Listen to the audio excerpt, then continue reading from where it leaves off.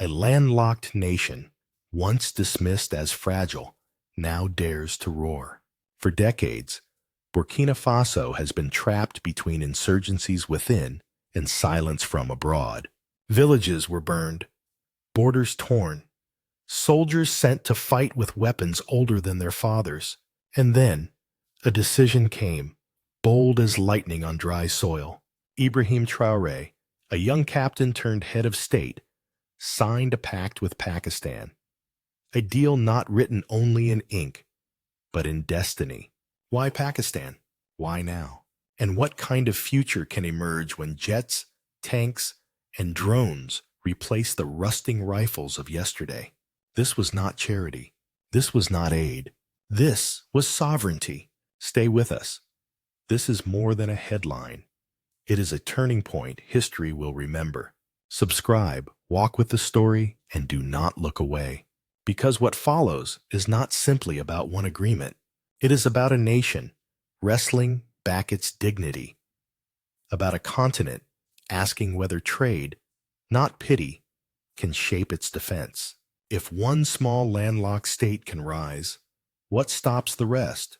Burkina Faso is a land battered by years of crisis. Insurgents carve scars across the countryside, while mutinies unsettled the capital. The people lived between explosions and silence, waiting for a dawn that never seemed to come. Soldiers faced adversaries armed with modern rifles, drones, and trucks, yet they carried rifles rusted by decades of neglect. The imbalance was not just technical, it was psychological. How could a young recruit believe in victory when his weapon was older than the war itself? When Ibrahim Traoré assumed leadership, the challenge before him was not abstract. It was flesh and bone, blood and soil. Villages emptied, farmers abandoned their fields, mothers whispered to children at night, praying the next sunrise would not bring gunfire. For Traoré, sovereignty meant more than speeches. It meant survival. The decision came to modernize, to reforge an army worthy of defense. But where to turn? Western partners had long offered lectures instead of weapons, aid instead of trade. Others sold arms at prices that chained nations into debt. Traoré searched for an ally that could deliver not only equipment, but training, knowledge, and respect. His eyes turned east, towards Pakistan. Pakistan, itself forged through decades of conflict, carried scars familiar to Burkina Faso. It had built its defense industry not as a luxury, but as a necessity. And among its arsenal stood one symbol above all, the JF-17 Thunder fighter jet, known across the world as a multi-role eagle. It carried the paradox of being both affordable and formidable. For Burkina Faso, this was not simply a plane, it was a signal. The JF-17 could fight in the skies, strike targets on the ground, and patrol the borderlands that had become porous under years of attack. Equipped with beyond visual range missiles, it could destroy enemy aircraft from kilometers away, often before the enemy even realized they were being hunted. Its radar systems painted the skies with clarity. Its stealth profile meant it slipped through enemy detection, like a hawk gliding through cloud. To Traoré, the JF-17 was more than machinery. It was a seed planted in hostile soil, proof that Burkina Faso would no longer be forced to fight with outdated tools. The cost of Western fighters like the F-16 or Rafale ran into billions. For a nation seeking survival, those prices were not offers, they were insults. The JF-17 offered dignity at a cost the Treasury could bear. This deal was not just about jets. It was about training Burkinabe pilots to think, move, and fight in a new era. It was about turning a fragile force into an air power capable of deterring insurgents and inspiring citizens. For years, Burkina Faso's skies belonged to others. Now they would belong to its own. Yet history teaches us, planes alone cannot win wars. Air power may terrify, but it cannot occupy a village or guard a market. Something else was needed, and what came next changed the battlefield not in the skies, but on the soil of the nation itself. If the JF-17 was the thunder in the skies, the Al-Khalid tank became the iron heartbeat of the earth. Designed in Pakistan, with decades of battlefield knowledge, it was not a relic of another era. It was a beast born for modern war. Its 120mm smoothbore gun shattered armored vehicles in seconds. Its fire control system struck with accuracy, whether in daylight, storm, or desert haze. And unlike the lumbering giants of old, the Al-Khalid moved with a speed that startled even seasoned commanders. In Burkina Faso, where combat is often fought on dusty plains, rocky plateaus, and hidden forest tracks, the tank became more than steel. It became a horse of sovereignty, a stallion of iron capable of charging into territory where insurgents had once roamed freely. Soldiers who had long fought with aging armored cars now trained inside machines that could race across mud, sand, and stone with ease. The contrast was stark. Yesterday's convoys were vulnerable, clumsy, fragile. Today's armored spearheads carried confidence as their armor.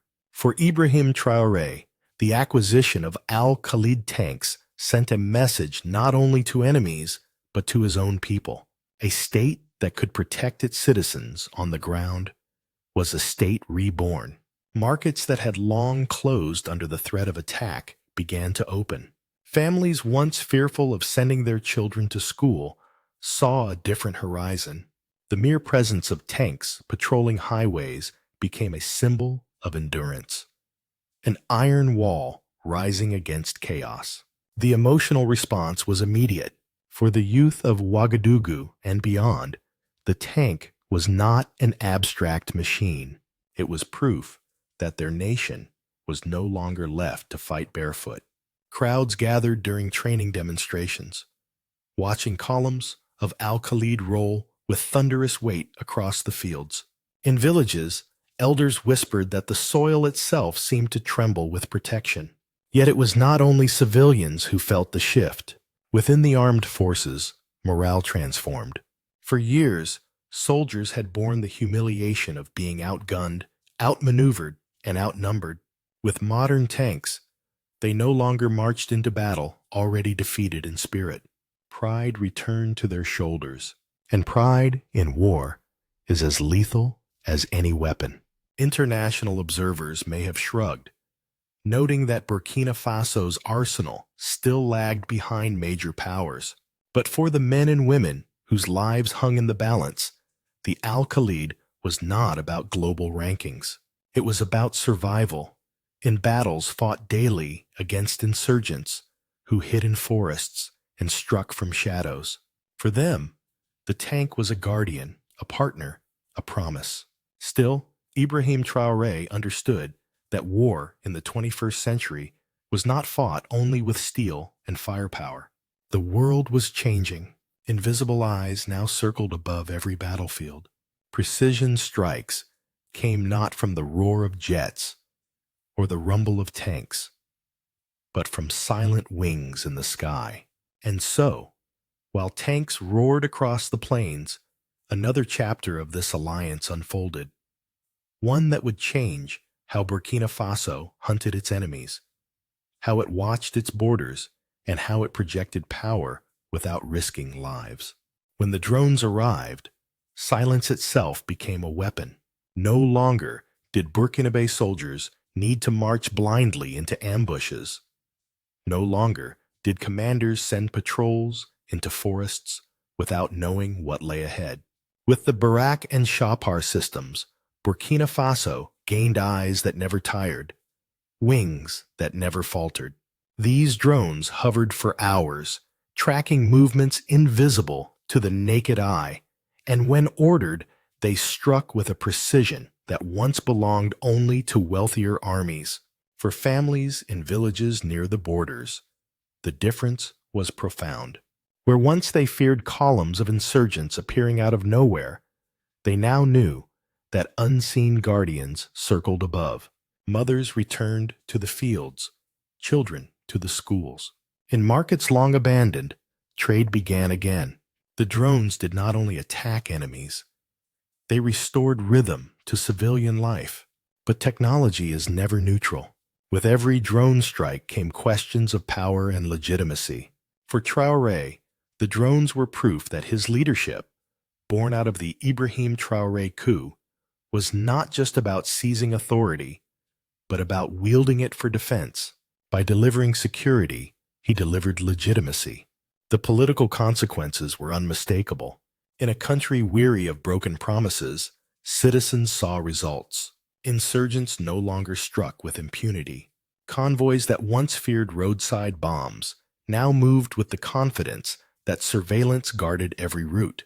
The youth, inspired by stories of drones hunting militants from the skies, rushed to enlist. National pride rose, carried not by speeches, but by steel, wings, and results. Yet with power comes scrutiny. Within the African Union and among neighboring states, questions arose. Would drones escalate conflict or contain it? Would Burkina Faso, armed with technology once reserved for stronger nations, become a stabilizing force or a destabilizing one? The answer depended not only on machines, but on leadership, restraint, and vision. Inside the country, opposition figures could not easily dismiss the new arsenal. To criticize the deal was to appear indifferent to the safety of citizens. Traoré's government, aware of this, used the successes to strengthen its position. Each intercepted attack, each secured border, became political capital. In the balance of power between insurgents and the state, the scales shifted. And yet, sovereignty is never a finished journey. The reliance on foreign training and technology raised another dilemma. Could Burkina Faso truly claim independence if it leaned on allies for its weapons? Or was this partnership a bridge, a necessary step towards building its own future industries, its own capacity? For ordinary Burkinabe, such questions were distant. What mattered was that children could sleep without hearing gunfire, that soldiers could fight with dignity, that the flag could fly over villages once lost. The deal with Pakistan did not end the war, but it turned despair into determination. Still, the story was not contained within borders. The sight of Burkinabe drones circling above drew attention beyond Africa. In distant capitals, policymakers and analysts began to debate. What does it mean when a small, landlocked nation equips itself not with aid packages, but with military hardware from non-Western partners? This was no longer just about defense. It was about identity. It was about a nation daring to say, "We will not beg, we will choose." But the world beyond Ouagadougou had its own calculations. And as Burkina Faso rose with new wings, the eyes of powers far larger than insurgents turned towards it. No revolution is complete without witnesses. And the Burkina Faso Revolution, unfolding under Ibrahim Traoré's leadership, has not gone unnoticed. Across Africa, neighbors and regional bodies have struggled to define their response. Within ECOWAS, divisions ran deep.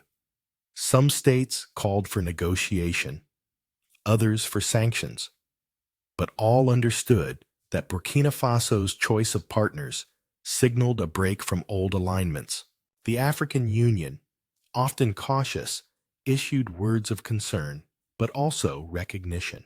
The language was careful, acknowledging both the country's right to defend itself and the need to avoid escalating conflicts.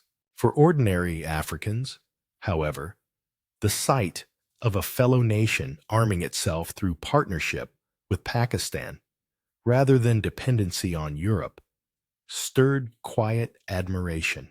It was a demonstration that sovereignty could be asserted through trade, not charity. In Europe, the reaction was tinged with unease. France, once the unquestioned security partner of its former colony, saw its influence receding. Analysts noted that Ouagadougou was no longer seeking French bases or Western trainers. Instead, it was purchasing steel, drones, and jets from a Muslim-majority nation outside the Western sphere. It was not merely a shift in defense procurement. It was a symbolic rejection of dependency. The United States, too, watched closely. Washington's diplomats spoke of regional stability and counterterrorism cooperation. But beneath the language lay concern. If more African nations followed Burkina Faso's path, the balance of influence on the continent could tilt away from the West. For decades, Africa was seen as a recipient of aid. Now, one small landlocked country was rewriting that script. Pakistan, by contrast, embraced the moment. Officials framed the deal as proof of their defense industry's global relevance. Beyond profit, it offered Islamabad a foothold in Africa, a continent where competition for partnerships is intensifying. For Pakistan, the alliance with Burkina Faso was not only business, but also diplomacy, projecting solidarity between nations once dismissed as peripheral. In the corridors of power from Brussels to Washington, the deal became a case study. Could Burkina Faso withstand pressure?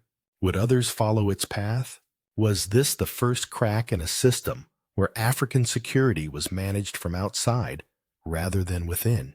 The questions multiplied, and so did the stakes. For Traoré, the choice was clear. His nation would no longer be defined by dependency, but the world beyond his borders was calculating its next move. The path of sovereignty is never smooth. For Burkina Faso, the defense pact with Pakistan is both a shield and a test. On one side lies opportunity, the chance to build a security architecture that does not rely on the old colonial powers, to craft a future where Burkinabe youth defend their land with pride, not desperation. On the other side lies risk, sanctions, isolation, and the weight of expectations. Ibrahim Traoré has opened a door. Through it, Burkina Faso could deepen ties with other partners beyond Pakistan. Russia, with its weapons and instructors. China, with its investments. Iran, with its drones. And fellow African states seeking to escape dependency. Each relationship carries benefits, but also strings. The measure of leadership will be whether these partnerships build resilience or replace one form of dependency with another. Domestically, the deal could reshape identity. If it delivers real security, villages may stabilize, agriculture may flourish, trade may revive. Soldiers will no longer be symbols of fragility, but of protection. The very image of Burkina Faso in African imagination could change from victim to vanguard, from fragile state to sovereign actor. Yet there is also the shadow of overreach. Weapons are tools, not solutions. They can suppress insurgents, but they cannot replace governance, justice, and economic opportunity. If security becomes an end in itself, rather than a foundation for reform, the nation risks repeating old cycles. Still, a deeper current runs beneath these debates. The partnership with Pakistan is not just about jets, tanks, and drones. It is a declaration that dignity matters, that aid is no substitute for trade, that sovereignty is worth the price of risk. It speaks to a continent often dismissed as dependent, reminding it that choices exist. For Africa's youth, watching from Dakar to Dar es Salaam, the message is clear. If one landlocked state can defy expectations, why not others? If one leader can plant seeds of sovereignty, why not many? The symbolism may be as important as the hardware itself. As the dust settles on training fields, as drones patrol borders and tanks roll across highways, the question that lingers is not whether Burkina Faso will survive, but what future it will shape. Will this deal ignite a movement across Africa, or remain a solitary stand? History will answer. But for now, the road has been chosen. It is a road of sovereignty, dignity, and the unyielding belief that even the smallest nations can write their own destiny. From rusting rifles to roaring jets, from fragile convoys to armored columns, from fear-filled nights to skies watched by silent guardians. Burkina Faso has crossed a threshold. The deal with Pakistan was not simply about buying machines. It was about rewriting identity, replanting pride, and reclaiming sovereignty. The Ibrahim Traoré Coup is often reduced in foreign commentary to a sudden grab for power. But within Burkina Faso, it carries a deeper meaning. It was a rupture that allowed new choices to emerge. Choices that replaced dependency with partnership, pity with dignity. It is no coincidence that this same leadership signed the Defense Pact that brought jets, tanks, and drones to the nation. For many, the coup and the deal are threads of one cloth, stitched together in the name of survival. Across Africa, the Burkina Faso Revolution is being watched with intensity. Some see danger, a small state arming itself outside the Western fold. Others see inspiration, a nation daring to chart its own path, refusing to bow to the logic of aid. For the youth of the continent, the sight of Burkinabe soldiers training in JF-17 cockpits or commanding Al-Khalid tanks is more than imagery. It is a question. If they can, why not us? And yet, the story is not complete. Weapons cannot till the soil or heal the divisions of politics, but they can create the breathing space for governance, justice, and development to take root. The measure of Traoré's leadership will not be counted only in firepower, but in whether he uses this shield to cultivate a harvest of stability. Still, one truth stands firm. The Ibrahim Traoré coup did not end with the seizure of authority. It continues in every drone that guards a village, in every tank that secures a road, in every fighter jet that protects the skies. It is a story still being written, and its ink is sovereignty. So the question remains for all who watch. If one small landlocked nation can rise, what stops the rest of Africa? If this story stirred something in you, do not let it pass. Subscribe, comment, and share, because history is being written, and your voice belongs within it.